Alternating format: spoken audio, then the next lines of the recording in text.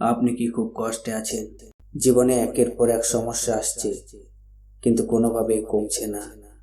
তাহলে আজ আমি আপনাকে এমন একটি সহজ উপায় বলবো, যা মাত্র 5 বার করলেই আপনার দুঃখ কষ্ট কমতে শুরু করতে পারে। বন্ধুরা, আমাদের জীবনে অনেক সময় এমন মুহূর্ত আসে যখন সবকিছুই থেমে গেছে মনে হয়। যত চেষ্টা করি ততই কষ্ট বাড়তে থাকে। কিন্তু আমাদের শাস্ত্রে এমন কিছু সহজ উপায় বলা আছে, যা বিশ্বাস ও ভক্তি দিয়ে করলে মনের শান্তি ও সমস্যার সমাধান মিলতে পারে।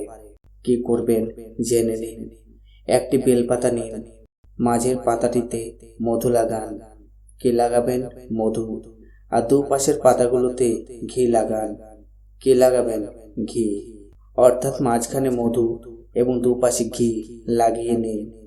এরপর শিব ঠাকুরকে জল অর্পণ করুন।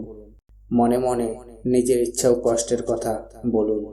তারপর শিবলিঙ্গের সামনে সেই বেলপাতাটি আলতো করে লাগিয়ে দিয়ে চলে আসুন। এইভাবে মাত্র 5 সপ্তাহ করে দেখুন। বলা হয় এতে আপনার সুখ, দুঃখ, কষ্ট, সমস্যাগুলো ধীরে ধীরে কমতে শুরু করবে। বিশ্বাস আর ভক্তি, এই দুটোই সবচেয়ে বড় শক্তি। যদি মন থেকে করেন, ফল আপনি নিজের থেকেই অনুভব করবেন। ভিডিওটি ভালো লাগলে লাইক করবেন, শেয়ার করবেন আর কমেন্টে ভক্তি ভরে লিখুন, হর হর মহাদেব।